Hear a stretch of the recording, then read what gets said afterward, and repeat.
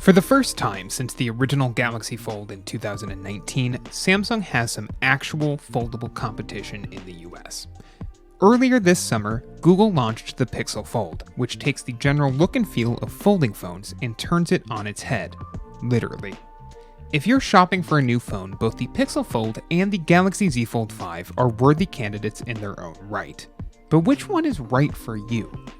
Let's pit Google and Samsung's latest $1,800 foldables against each other to find out which comes out on top. Let's start with the most obvious example, the outer display. Samsung's Galaxy Z Fold 5 keeps the same ultra-tall 6.2-inch OLED panel on the front as last generation. It can be a little uncomfortable to use, especially if you're typing, but for quick tasks that don't require a larger display, it can get the job done.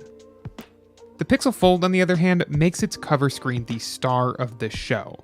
It's a wide 5.8-inch OLED panel that calls back to the days of 16:9 phone screens.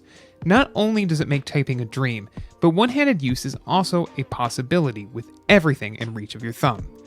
It's hard to find an app that doesn't feel at home on this display. We'd love to see this sort of screen make a comeback on non-foldables too. Of course, you aren't ponying up $1,800 for the cover screen. You're paying for that main inner display. Open up the Z Fold 5 and you're greeted with an expansive 7.6-inch OLED panel that now matches the brightness levels of the Galaxy S23 Ultra. It's the best display we've seen on any of Samsung's foldables yet, even if it's not that different than the one on last year's Z Fold 4.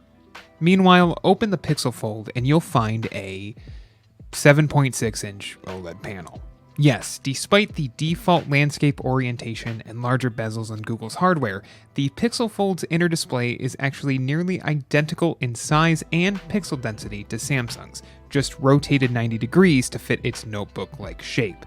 It's obviously surrounded by much larger bezels than Samsung's screen, especially along the top and bottom, though some users may appreciate a space to rest their hands. Both phones now use a teardrop-shaped hinge that allows for each device to shut completely flat, eliminating the gap on previous Samsung foldables. It's allowed Samsung to drastically reduce the thickness of the Z Fold 5, which measures in at just 13mm this year. That said, Google's got it beat. The Pixel Fold is just 12.1mm thick. But let's talk about the hinge, because it's one of the many spaces where Samsung's expertise in this category really shines through. The Fold 5 opens flat on every attempt without needing to apply extra pressure, something that isn't true for the Pixel Fold. It's a small difference, but one that's really easy to notice in everyday use. The crease is also easier to notice on Google's first-gen hardware, and paired with the reflective coating on its inner display, it can be a pretty distracting experience in all but the darkest of environments. Both phones run Android 13 out of the box. The Pixel Fold has all of the usual Google exclusive tricks we've come to love on its phones: Magic Eraser, call screening, recorder, and so much more. Samsung, meanwhile, is a productivity powerhouse thanks to Edge panels, pop-up view, and of course, DeX. The Z Fold 5 also has S Pen support, complete with an upgraded case that allows the stylus to lie completely flat. Google's Pixel Fold is powered by Tensor G2, the same chipset found in last year's Pixel 7. Its overall performance is excellent, but it has a bad habit of overheating in warmer temperatures. The Galaxy Z Fold 5, meanwhile, is powered by the Snapdragon 8 Gen 2 and, gaming aside, has stayed ice cool to the touch in my testing. That said, thanks to the larger battery contained in the Pixel Fold, it handedly beats the Z Fold 5 by about an hour of screen on time. It's not bad. Like usual, the Pixel also excels when it comes to its cameras. The 48-megapixel main sensor on the Pixel Fold is capable of capturing some really impressive shots, while the telephoto sensor provides 5x optical zoom for faraway objects. The camera lineup isn't quite as impressive as what you'll find on the Pixel 7 Pro, but it's easily some of the best on any foldable.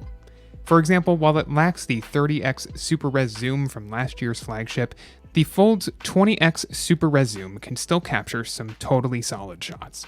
The Galaxy Z Fold 5, meanwhile, reuses the same camera hardware we saw on last year's phone, down to its 50-megapixel main sensor. It's capable of capturing some solid images, though like many Samsung phones, it struggles with motion. And the 3x telephoto lens can't hold a candle to what Google has on its device, We would have loved to see some new sensors here, but we'll have to keep hoping for something new next year. And really, that's the story with the Z Fold 5. It's a great phone in its own right, arguably better than the Pixel Fold thanks to years of incremental changes. But so little is actually new this year that it's difficult to get excited over, or to even recommend it to anyone who bought a recent Z series smartphone. The Pixel Fold, meanwhile, is something a little more exciting, especially with its new form factor. While I wouldn't say Google's first-gen product is worth $1,800, if you're looking for an alternative to Samsung's domination in foldables, for now, this is your only choice in the US.